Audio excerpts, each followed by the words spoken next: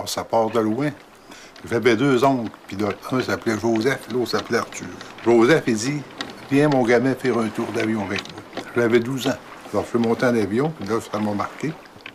Alors, j'ai décidé à ce moment-là que moi, je serais un pilote. Aussi loin que ma mémoire peut me dire que je rêve de voler, c'est à peu près à l'âge de 9 ans. Mon père avait remplacé un mur, il avait mis du Insulboard. Il était tout fier de son mur, puis moi, il dessinait Spitfire dessus. Il m'a rien de maudit volée, créé mon père était en tabarnak. Je dois avoir une dizaine d'années, j'étais parti pour faire le premier tour d'avion. Puis après que j'avais fait le premier tour d'avion, c'est comme si j'avais tout le temps à voler. C'était mon rêve, puis ça a comme pas arrêté. Ça a comme guidé ma vie bien longtemps. J'avais pas vraiment d'idée quand j'ai commencé à vouloir être pilote, qu'est-ce que c'était. Aujourd'hui, je suis rendu pas mal ce que je pensais être, là. Je suis rendu dans mes goûts à moi, là, de machine, puis tout, là, tout va bien. Ça a commencé très jeune. Étant très jeune, j'avais le goût de voler. Et puis, là, j'achalais mon père pour qu'il me fasse des petits avions en bois. Mais souvent, il n'y avait pas le temps. Alors, moi, je m'en faisais. C'était plutôt rudimentaire comme avion. Mais... Je pense que j'ai appris à voler avant de marcher. J'avais 2-3 ans, puis ce que j'avais dans la tête, c'était les avions. J'ai construit à peu près tous les modèles en plastique qu'il y avait. Ensuite, les modèles en balsa. C'est juste une folie. Ouais, je pense que j'avais 4 ou 5 ans. J'étais avec mon père, et puis il y avait beaucoup d'avions qui décollaient d'Amos. Puis pour juste au-dessus de chez nous. Je regardais ça, puis j'avais dit à mon père, je dis, moi, j'aimerais ça conduire ça. Il dit, pense pas à ça, il y a juste les gens de là qui font ça. Bon, alors je dis, en tout cas, c'est pas grave, je faut ouvrir un truc à la place.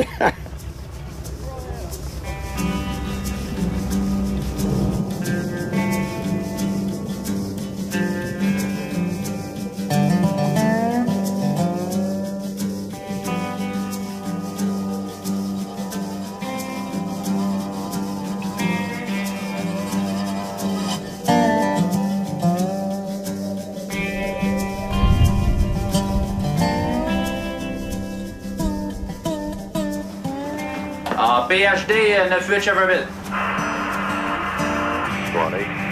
DAK, on va tourner finale dans B5 on a le vireur de la hausse Ah, OK, Roger. Puis est-ce que le fel est décollé, là? Roger, le fel est décollé pour le camp 15. OK, Pierre, là, on a un petit voyage à faire. Petit voyage de... Quelle commune que tu m'envoies? Là, j'ai un moteur puis du stock à dropper au camp 6. Après ça, tu t'en vas dropper les 3 passagers que tu as à bord au camp 15. Là, tu t'en vas au 14. Tu reprends 2 autres passagers pour les transférer avec le viande au camp 17. Du 17, tu pars à vide. Tu redescends au 15. Oups, ici. Puis, tu t'en vas Cheverville. Ça te donne une ride 450 et des poussières 480 000. 480 000, bon, je vais me prendre le centre au 14. OK, 3 passagers camp 6, je les amène au 17. T'es laisses au 17, t'es à vide, tu retournes au 15. Au 15, ramasser ma viande. Oui. Ben, OK, météo en haut, elle est belle. Météo,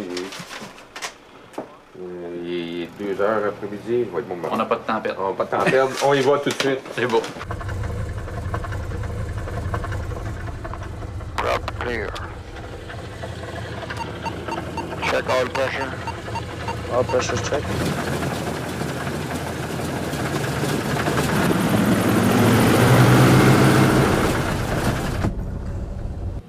Turn right, Glenn.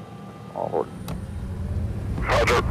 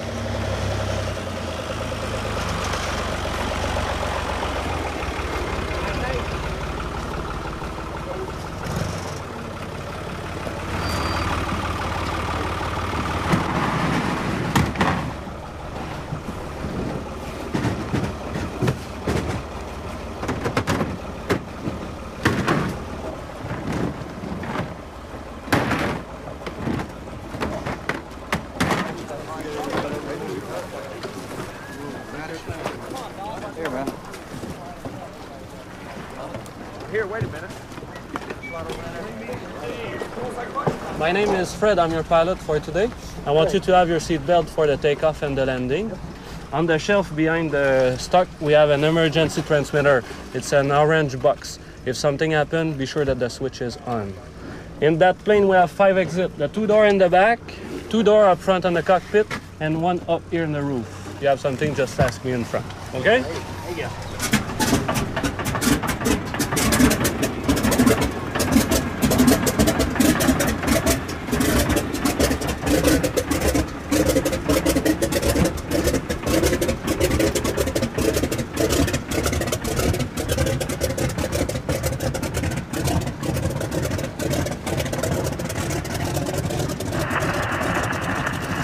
On quitte, on prend 2, 3, 4, 5.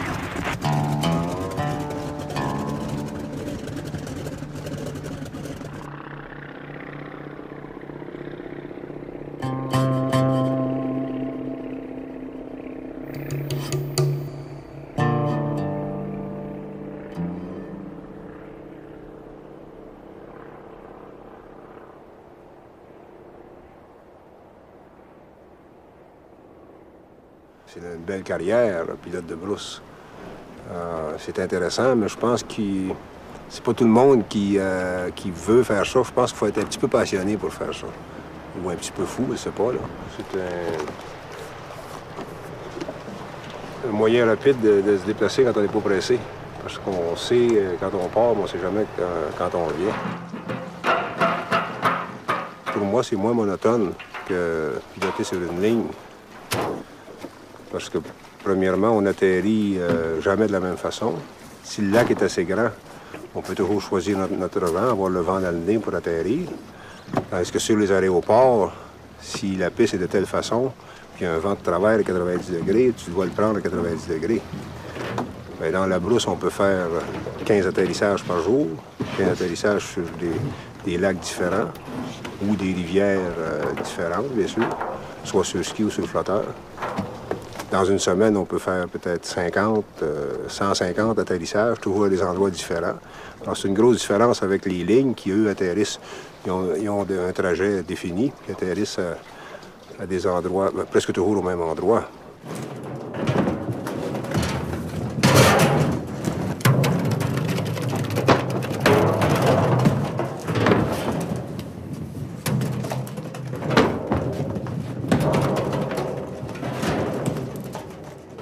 L'application du TC3 dans la brousse, c'est sur ski, sur les lacs, l'hiver. L'avantage que ça a sur les autres avions, c'est la capacité de la cabine en volume, puis en pesanteur aussi, l'autonomie. Ça peut en prendre. Hein? Tu peux aller sur des lacs assez raboteux qu'un avion plus petit sur ski ne pourrait pas faire. Tout ça mis ensemble, ça fait que c'est un avion qui est insurpassable. Avant l'avènement du GPS, on pouvait passer des heures à faire la planification de vol. Le problème, c'était la navigation. Est-ce qu'on a assez de carburant pour aller jusqu'où on veut aller, puis un déroutement quelque part, piste aéroport de dégagement? Mais aujourd'hui, avec les instruments de navigation qu'on a, il n'y a plus rien de compliqué. Maintenant, c'est très facile de savoir où nous sommes en tout temps grâce au GPS. Présentement, on choisit comme destination Squaw. On est enregistré ici, j'ai déjà préenregistré. Et je demande au GPS de me donner les coordonnées de Squaw. Je les ai ici en longitude, latitude. Et puis là, ça me donne le cap que je dois prendre pour me rendre à Squaw. Dans ce cas-ci, c'est 122 degrés. À la vitesse où on va présentement, pour faire cette distance, ça va nous prendre 8 minutes. GPS, ça veut dire Global Position System, et est en communication avec 5 ou 6 satellites. Ça en prend au moins 3 pour avoir une triangulation. On va être capable de savoir en tout temps où est notre position, en longitude, latitude.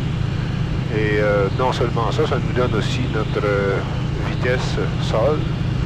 Et puis, les jeunes pilotes qui commencent dans la brousse peuvent avoir un peu de difficulté s'ils se fient trop à leur GPS, ou au cas que le GPS manque, ou dans très mauvaise température, À ce moment-là, c'est nécessaire de suivre sur la carte parce qu'on doit zigzaguer beaucoup et des fois rebrousser chemin, faire un 180 ou un 360.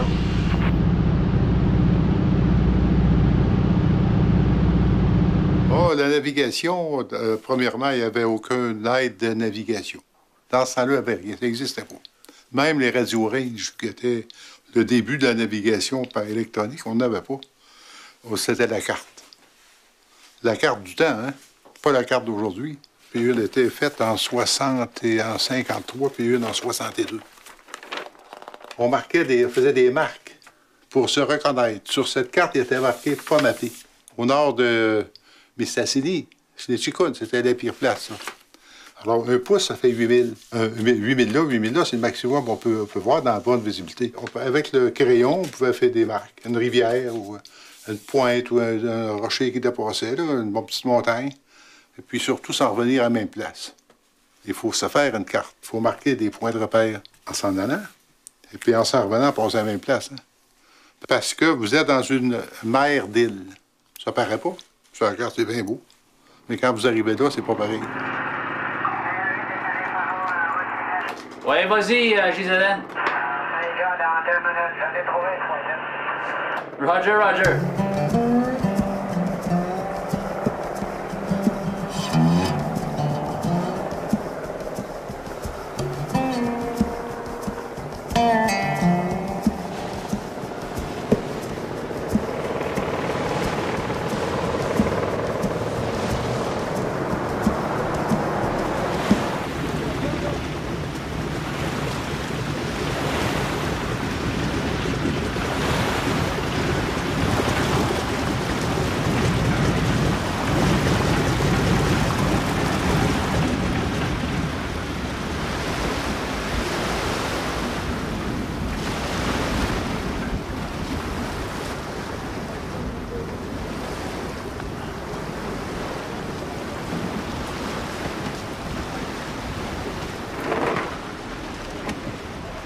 De la viande pour toi. Et les fibrettes, peux-tu amener une tank de propane? Le gars de propane là-bas. En tout cas, moi, je cherche une tank de propane. Pas de ça. Une tank de propane. Propane pour le 15-7? Ouais, 6, 7. 6 qui s'en va au 7. Au 6 qui s'en a, il 5 autres. C'est du plan américain? 17, ouais. Ça va au 15-7. Au 15-7. C'est 5. OK. Oh, yeah. I think so. Okay. How you guys doing? La viande, elle est en quartier ou elle est en boîte? Elle est en boîte. Ah, vous l'avez mis en boîte? Ouais.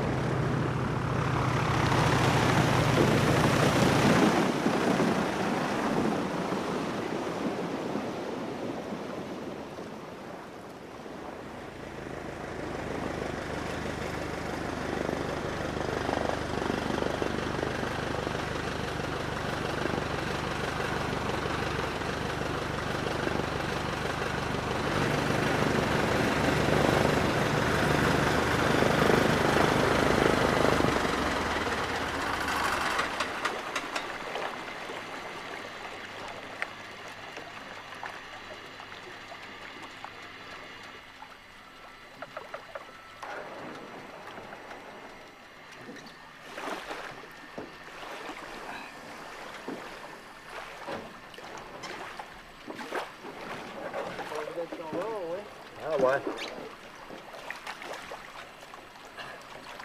L'eau a baissé. On va le bâtir d'un quai.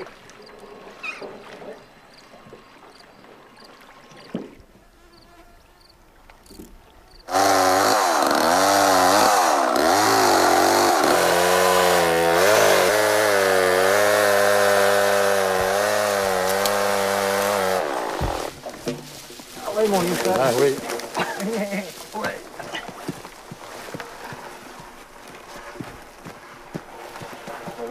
jusqu'à l'eau est haute. Ouais.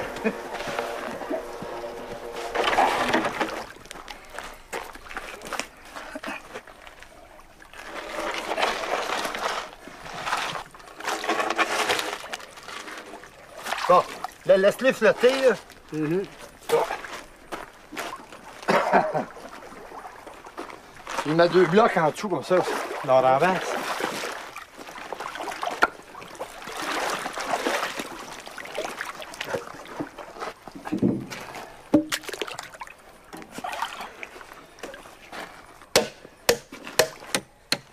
On peut l'arroser. Hein? Oui. Alors, on va aller en tabarnak. Le bain, il fallait boiter ça vite.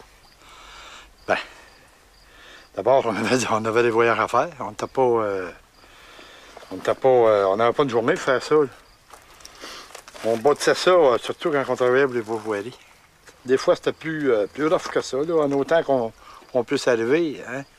En autant qu'on puisse arriver, puis pas trouver de se beacher comme on fait tout à l'heure, là, pour se mouiller. Puis, mais c'est bien simple à faire, c'est pas... Comme ça, il faut être menuisier. En brousse, il faut pas jeter de pilote. Christy, on faisait ça, on nous envoyait à déplacer des cheminées, réparer les moteurs à bord, réparer les chaloupes. Un pilote de brousse, il faut être assez polyvalent. Débrouillard. Un débrouillard, hein? Oui. Tu sais, tu fais un beau décalage, tout va bien, hein? Que si on ne le raconte pas, ce décalage-là. C'est ça qui nous a effrayé un peu, là, les difficiles. Ça, c'était un exploit. Parce que si on avait fait serrer. Puis soir, c'est ça qui ben, on le dit pas quand on avait fait serrer, hein? Pas pour un héros, hein? Il y a bien des gars qui disent ça, c'est un pilote, à lui. Il fait des shots, puis on ne raconte pas qu'on a eu peur ce fois-là. Puis d'ailleurs, quand on dit forcer, il y a 2 histoires là-dedans. Il a forcé avec des clients, puis il a forcé tout seul. Ah, ben là. Alors, quand tu es tout seul, là, c'est drôle. Tu y vas comme toi, tu penses, tu peux pencher l'avion. Tu peux décider de virer, puis au lieu de tirer ses commandes, au lieu de tourner comme ça pour virer, tu mets l'avion complètement sur le côté, puis tu tires ses commandes. L'avion, elle vire de même, puis elle repart. Ça vire. On appelle ça virer sur un 30 sous, là. On force en main pour rentrer à l'écurie. Rentrer à la base. Ouais. Là, tabarnouche. Oui. Tu sais, tu vas passer la nuit dans le bois, là. Ben, pour pas passer la nuit dans le bois, tu forces un peu plus. On n'est pas si cowboy que ça. On risque pas nos vies, puis la vie de nos passagers. Quand on dit qu'on force, c'est raisonnable, là. C'est pas forcé. J'en connais des pilotes qui forcent en fou, là, puis ils ont craché aussi. Ceux qui forcent en fou se crachent. Lorsque j'étais jeune pilote, on allait vers Val-d'Or. Et puis, la température était maussade. Alors, à un moment donné, en approchant de Val-d'Or, les nuages étaient presque collés au sol. Alors, j'ai décidé de suivre la route pour me rendre à Val-d'Or, chose qu'on ne doit jamais faire avec un avion sur le flotteur. Tout à coup, j'ai perdu la route. Alors, j'ai fait un 360 pour essayer de la retrouver. Je ne l'ai pas vue. Alors, j'ai retourné vers Val-d'Or, vers le nord. Puis, j'ai décidé de monter au-dessus des nuages parce que je ne voyais rien, en espérant que le plafond ne soit pas trop haut. Alors, rendu à 3000 pieds environ, 3000 pieds d'altitude, j'ai percé. Je suis arrivé au-dessus des nuages. Là, c'était merveilleux, c'était magnifique. J'ai pris une décision. Je me suis dit, dans 5 minutes, si je ne vois pas d'éclaircie, ben, je vais essayer de traverser les nuages. Ben là, j'étais prêt à mourir, franchement, parce que c'est assez dangereux, hein. Tu sais pas où est-ce que tu vas arriver, s'il y a une montagne en dessous ou quoi que ce soit. Mais à un moment donné, j'ai vu à ma gauche comme une éclaircie. Ça semblait être un lac, mais c'était dans le brouillard, dans les nuages. Je me suis rapproché, effectivement, c'était un lac, alors j'ai mis full flap et puis j'ai atterri ça là. Alors là, j'étais assez content de ne pas avoir brisé l'avion et pas m'être blessé. Ma première réaction, c'était d'embrasser le sol. J'ai joué au petit Jean 23, là, je me suis mis à terre et j'ai embrassé le sol.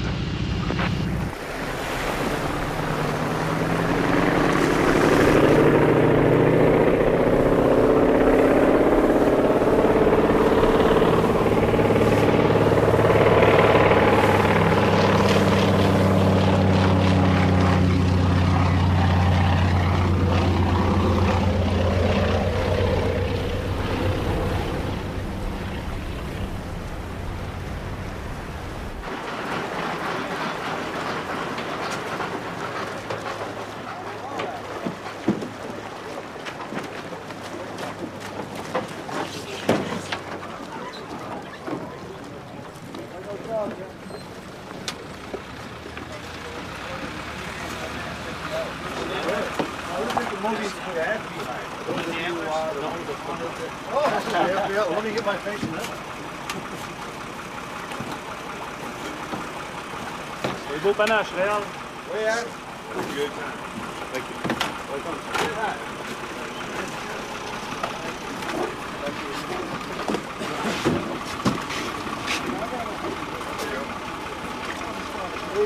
Red's done this before. Goodbye. Bullet hole.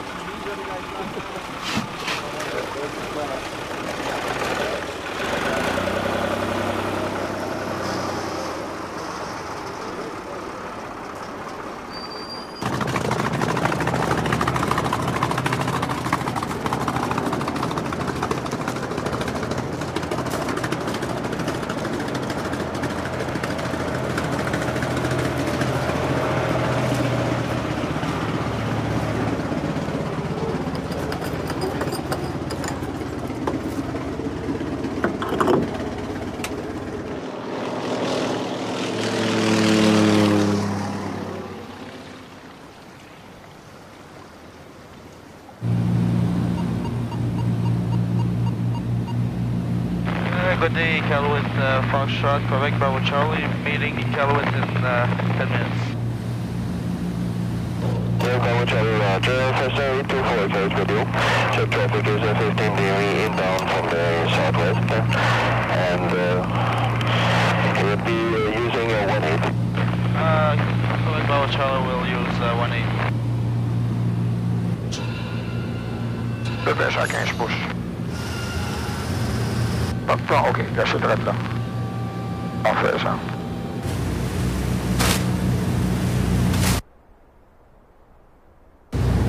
Pour déterminer le contour du lac, on ne peut pas le déterminer à part qu'en lançant des sacs de plastique pleins de neige. Quand on arrive de l'autre bord du lac, on voit le dénivellement. C'est ça qui nous dit où est-ce qu'il y a le lac. Donne un petit peu de flaps.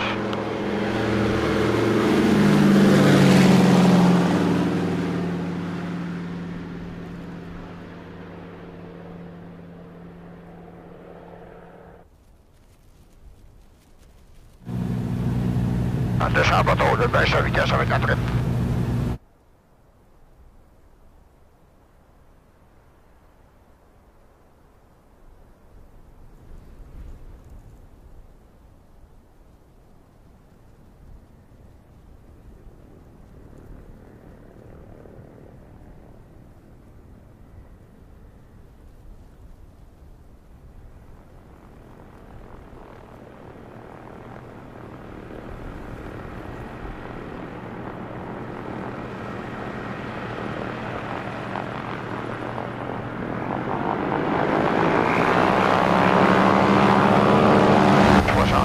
École Jacques-Gabin.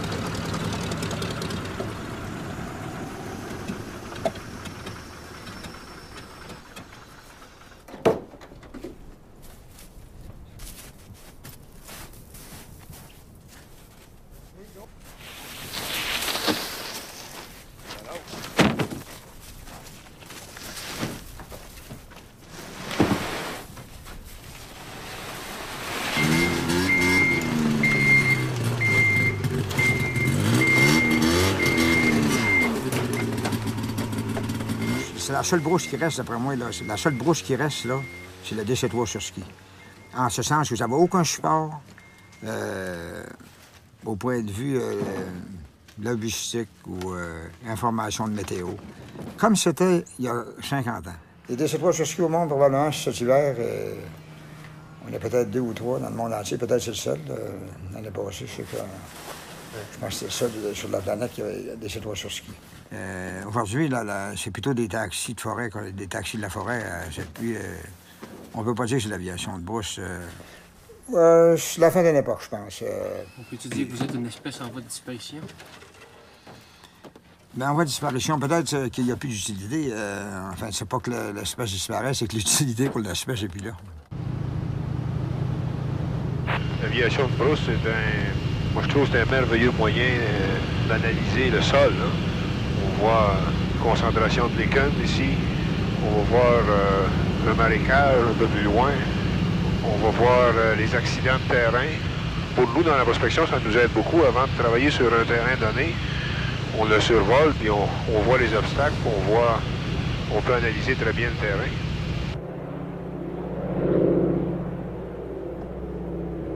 Quelquefois, on va voir des lacs verts, complètement verts.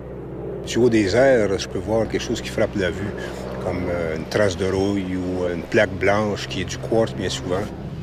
Alors ça, c'est des bonnes indications pour du minerai.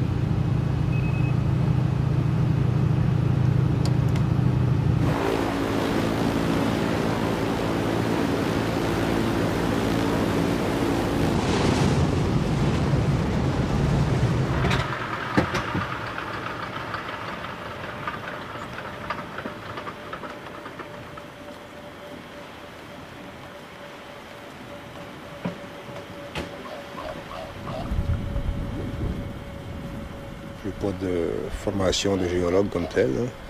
Alors, je suis prospecteur. Lorsque les campements sont installés, à ce moment-là, je fais du travail avec eux. Ça consiste à de la prospection de base comme échantillonner au marteau. Alors, lorsqu'on voit des enfleurements rocheux intéressants, on en rapporte. Et puis, si c'est assez intéressant, suite à ça, on va faire des travaux de géophysique. On cherche dans le beaver, puis on envoie ça par avion hein, de Shefferville. On envoie ça. Notre bureau d'analyse est à Val-d'Or. On envoie ça là. Puis une couple de semaines plus tard, on a les résultats. Là, on sait exactement quel pourcentage de minerai qu'il y a dans la roche. Celui-là, il vient de Cozola aussi? Ça, c'est une flotte dans le Rivière.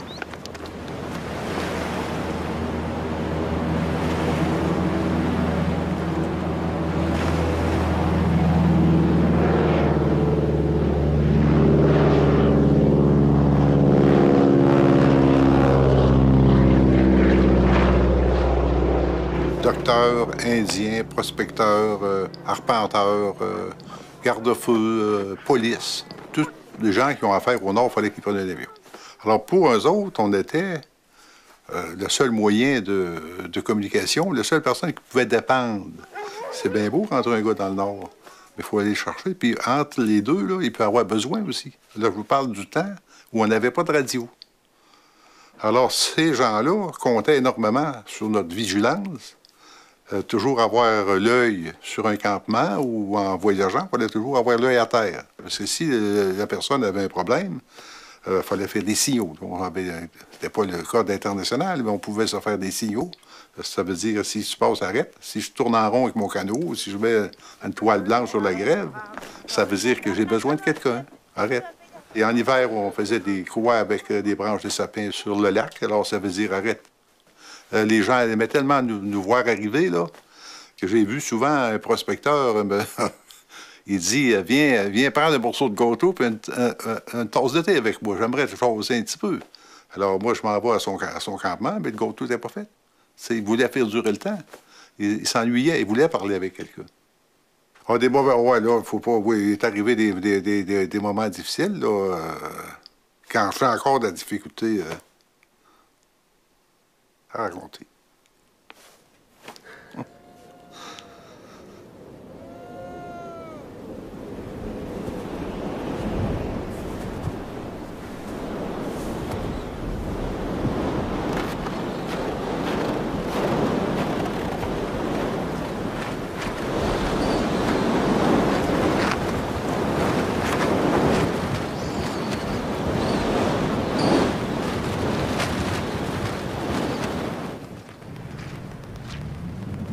Avec tout ce que j'ai appris en dehors de l'aviation, dans l'aviation, puis tout ce que j'essaie de m'instruire sur tout ce que je vois, je mets tout ça ensemble et je forme une logique, puis je vais vraiment là, à la marge. La ligne, pour moi, est très mince. Je vais directement au bout. Je traverse pas la ligne, si on veut, je traverse pas la marge, mais je vais jusqu'à la marge. Pas à 2 pouces, direct dessus. Mais, je vais dire une chose, que ce soit une évacuation médicale ou une job ordinaire, ou un vol d'exécutif vers Toronto ou un vol d'urgence. Moi, mes normes sont les mêmes. C'est toujours jusqu'à la limite. La limite, une limite raisonnable puis safe. Là. Faut que tu te laisses la place pour la sécurité. Quand tu viens avec le DC-3, là, tu sais jamais qu'est-ce qui va arriver. Les 2 trains d'atterrissage enrachés. Il y avait 4 hommes là-dedans. On a tout monté ça, tout changé, les trains d'atterrissage, moteurs, hélices. Puis ça a pris exactement 8 jours. Jean-Marie avait monté un gros jack ou levé le DC-3, puis avec ce qu'on appelle une chèvre, c'est une espèce de poteau en métal qui passe par-dessus le moteur, puis là, tu t'enlèves le moteur, puis tu sors de là, puis tu en remets un autre en place. Là. Moi, j'ai pas eu peur, parce que comme tu dis, je m'organise pour pas avoir peur, parce que quand je planifie des choses, puis qu'il y a une inquiétude qui se développe, je pense que si je ne parais pas à l'inquiétude, en changeant mes plans, ça pourrait devenir de la peur peut-être, mais ça va pas jusque-là. Ça va pas jusque-là. C'est un peu je sais pas si je peux m'exprimer comme ça, mais on peut dire que c'est un peu l'instinct animal. Un animal, il n'aura pas peur parce qu'il ne se lance pas dans des affaires qu'il va avoir peur. Parce que c'est l'instinct qui... C'est peut-être le 5e, le 6e ou le 7e sens là, qui parle des fois dans le pilotage. Là. Dans le pilotage de brousse, peut-être que c'est ça. Au niveau du vol, on acquiert chacun, je pense, nos propres expériences parce que le vol se fait en fonction des limites personnelles de chaque personne. Mais la manière d'aborder certaines situations, souvent un pilote peut te donner des conseils. Puis dans l'évaluation, puis de savoir ce qui va se passer en fonction de ce que tu vois dans ta journée au niveau des conditions météo, ils peuvent te renseigner des fois. Tu lui demandes qu'est-ce qu'il va faire après-midi ou si je vois là, vas-tu être bon pour y aller? Ils sont déjà allés dans des conditions similaires. Fait que ça facilite encore. C'est quoi le meilleur conseil qu'un vieux pilote a pu te donner? Écoute ton instinct. C'est une des choses, je pense que, surtout cette année, là, il y a un gars qui m'est arrivé à un moment donné, il dit oublie pas ça, écoute ton instinct. Puis souvent, c'est vrai, ta première idée, ce que tu te fais, là, puis comment tu files dans la situation que t'es, c'est ça qui va te permettre de t'en sortir très bien. Là. Écouter son instinct. C'est le flash là, que je viens d'avoir. Là. C'est vrai, on m'a dit ça 2 semaines avant qu'il m'arrive. Petite bad luck. Là. On a débarqué un cylindre sur l'avion, puis le moteur s'est vidé d'huile. Fait que c'était un force landing, puis c'est tout. Là. Ça s'est bien passé. Il n'y a pas eu de peur, il n'y a pas eu de crainte. Des peurs pendant, non, t'as pas le temps. Après, par exemple, les genoux te claquent ensemble, tu viens les yeux dans l'eau, puis t'as de la misère à parler un peu, là. Mais c'est pas grave, t'es un tough, t'es un homme. Puis là, tu prends le radio, puis tu dis à ton boss que tout est correct, puis il envoie des mécaniques pour te réparer, puis tout va bien. Comme moi, j'ai eu des mauvaises expériences. Lorsque j'avais 200-300 heures de vol, je croyais que j'étais un pilote accompli. Je me suis aperçu que je commençais seulement qu'à apprendre l'aviation de brousse. Il faut ajouter à ça que ça prend 45 heures pour avoir une licence, mais ça prend toute une vie pour savoir apprendre à piloter. Il est compétent. Oui, c'est ça. Le mot, la compétence, c'est bon. Ça veut dire... DC-3, est-ce que tu te sens compétent?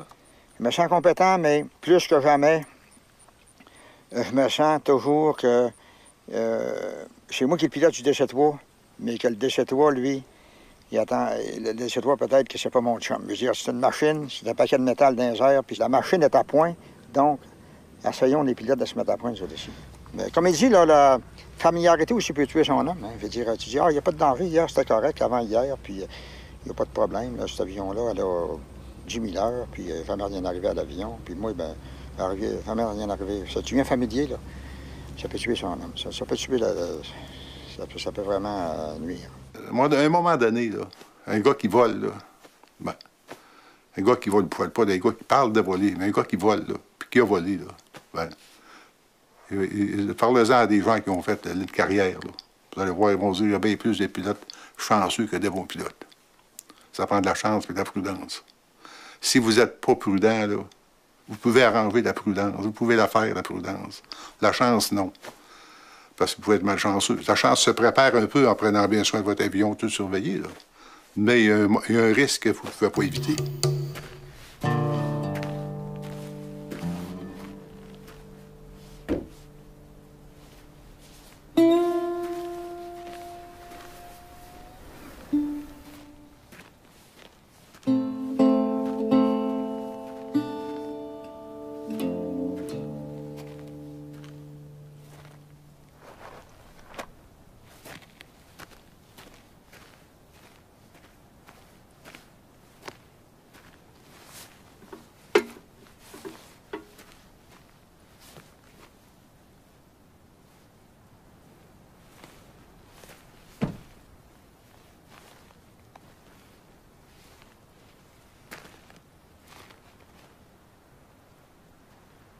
Quand je fais la maintenance sur l'avion, moi, l'affaire qui m'importe le plus, il faut que je suive les directives établies puis les règles de l'art, mais moi, quand je fais des inspections sur l'avion, je vais au-delà, plus souvent, puis beaucoup au-delà de ce qu'on demande dans les inspections mécaniques.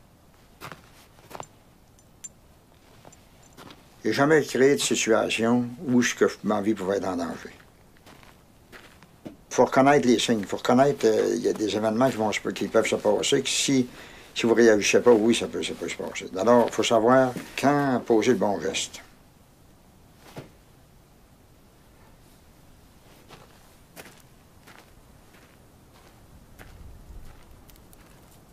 Il y a du monde qui vont penser qu'on aime le danger, qu'on aime le risque. Quand la réalité, c'est une autre chose. C'est qu'on est prêt à payer de risques pour atteindre les émotions que ça nous amène. Donc, le danger, c'est le prix à payer. Quand tu connais ton territoire, puis d'abord, il ne faut pas oublier quelque chose. Hein? On a des flotteurs, puis on a autant de pistes que de lacs, puis il y a des millions de lacs au Québec. Fait que tu peux forcer un peu. C'est pour ça, si on était sur les roues, là, on ne force pas partout. Et vu qu'on a des flotteurs en dessous, puis qu'on peut se poser sur un lac, même si c'est en catastrophe, tu sais bien que tu ne vas pas tuer personne, tu ne vas pas te tuer toi-même. Je savais bien, moi, quand on volait la journée longue au-dessus du bois avec un moteur faisant 300-400 pieds de terre parce qu'il faisait mauvais. C'était pas toujours de même, puis des fois, c'était ça. C'était un garçon. Si ça saute, ça sautera. Il n'y a rien là. Il n'y avait rien là. Je savais que le risque, j'étais dépassé la peur. Là. Ça n'existait plus, la peur. La peur m'empêchait pas de faire mes manœuvres, si on veut. Je pensais pas à ça en arrière de moi, ça. S'il y a un accident, c'est parce que le pilote l'a causé. C'est à 90 % des accidents, c'est le pilote. Bon, mais si t'as pas les réflexes ou t'es trop téméraire, puis tu sais pas doser jusqu'à quel point tu t'enlignes pour des gros pépins. Quand tu tapes 8, 9, 10 heures de vol par jour, charger, décharger, voler, tout ça, ça demande beaucoup. Vient un moment où tu sais plus où sont tes limites. Tu peux te promener avec pratiquement les épinettes qui te frottent dans les flotteurs. Zéro visibilité, puis tu sais que tu vas passer parce que tu l'as déjà fait. Il faut que tu juges jusqu'à quel point ta vie tient, et puis surtout les passagers que tu as en arrière de toi.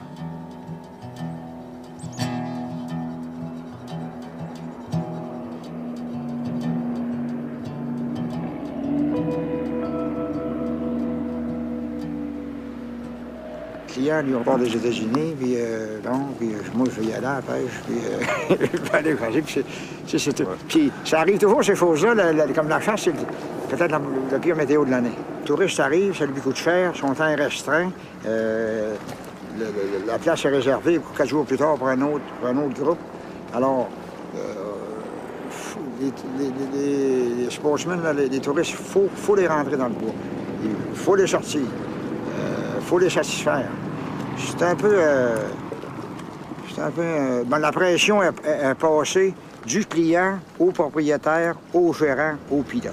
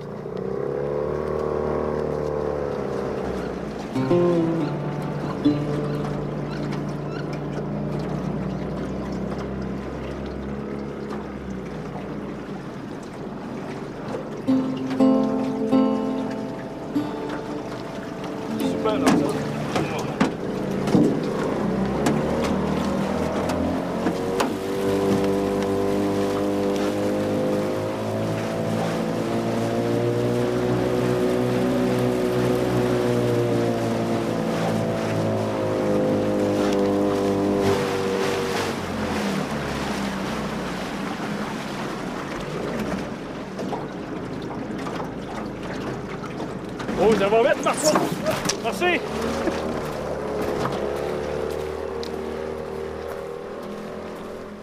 Là, je remplis mon logbook. C'est ce qui fait foi là, des heures de vol qu'on fait, puis des heures machines de l'avion. Puis ça compile en même temps les factures. Puis c'est un livre qui est officiel pour Transport Canada. C'est un livre légal. Fait qu'on se doit tenir ça à jour au jour le jour. Ouh, ça va ressembler à 8h30 de vol à peu près. Donc j'ai fini d'additionner. Une journée moyenne, ça? Ouais, c'est une bonne journée. Rendu à ce temps-ci, les journées raccourcissent, là, ça fait que ça commence à être des bonnes journées. Ouais, la routine s'établit d'un voyage à l'autre avec la clientèle, mais c'est qu'un petit pas. Ben, un petit pas. C'est une petite partie de l'ouvrage parce que les clients, puis tout, on n'a pas vraiment affaire aux clients ici. On fait que les embarquer puis les amener. Puis le vol, ben, c'est du point A au point B, mais comme je te dis, c'est tout le temps une condition différente d'un vol à l'autre. C'est quoi la plus belle journée de vol? Une journée qui finit avec un coucher de soleil. Quand t'as volé dur toute la journée, mauvaise météo, puis tu reviens le soir, vol canne, belle lumière rouge, puis ça, c'est la récompense d'une journée.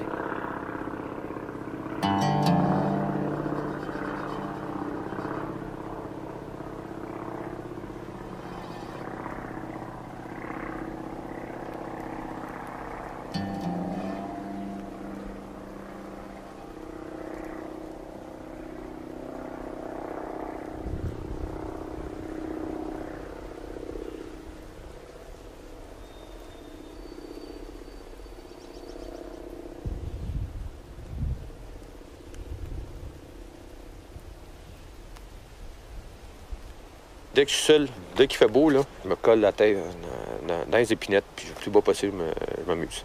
Puis c'est une sensation d'être complètement libre de tous tes actes, libre d'aller te casser la gueule si tu fais pas attention. Comme il y en a qui vont faire de la F1, de la Formule 1, il y en a d'autres qui vont faire de l'alpinisme.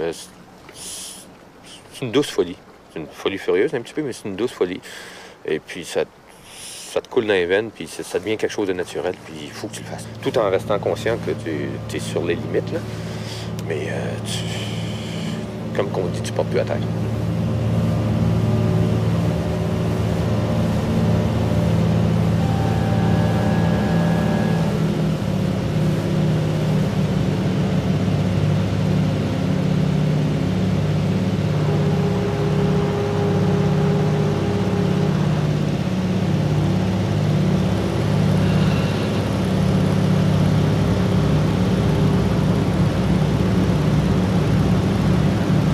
L'impression que j'ai, c'est que de voler, c'est que tu dépasses le côté humain.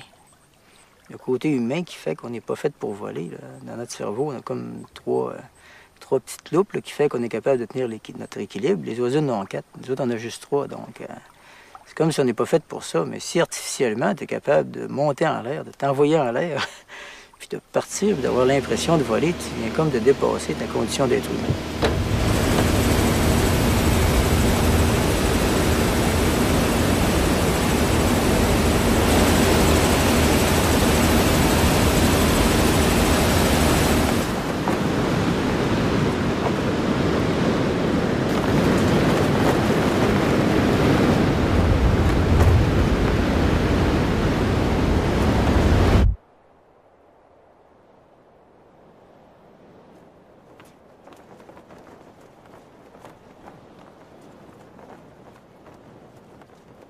Tu deviens animal de brousse, tu deviens un oiseau, tu deviens un orignal, tu deviens un poisson. Tu oublies que tu as une machine qui fait du bruit, qui fait, entre guillemets, de la pollution. Et puis, tant qu'il va y avoir du gibier, du poisson, puis des forêts vierges, il va y avoir un avion de brousse. C'est pas une maladie plaisante pantoute, c'est une maladie qui est plaisante. Ben, une maladie passionnelle, si tu veux, là. C'est comme l'amour. La même chose que l'amour, Christy. C'est une passion, puis c'est une maladie, puis on ne veut pas s'en passer. On peut pas s'en passer. C'est parce que c'est tellement beau. C'est tellement beau de voler. Pensez-y un peu, là. Vous êtes un oiseau, vous décollez, vous avez pleine liberté, ça ne se voit pas ailleurs. Vous montez, vous descendez, vous tournez, vous allez ce que vous voulez. C'est terriblement beau. Il n'y a pas d'autre chose qui peut remplacer ça, que je sache.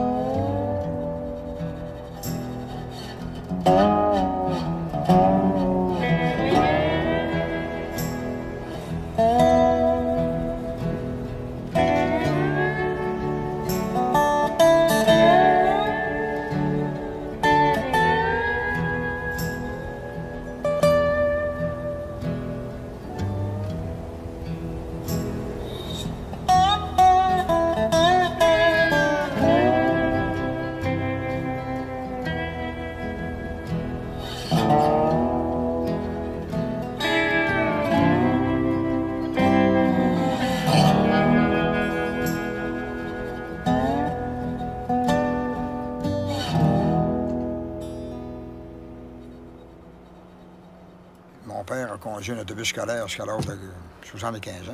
Je calcule que c'est moins compliqué de piloter un DC-3 qu'un autobus scolaire parce que les routes aériennes sont beaucoup plus larges que les routes terrestres. Fait que je vois pas pourquoi je piloterais pas encore à 75 ans.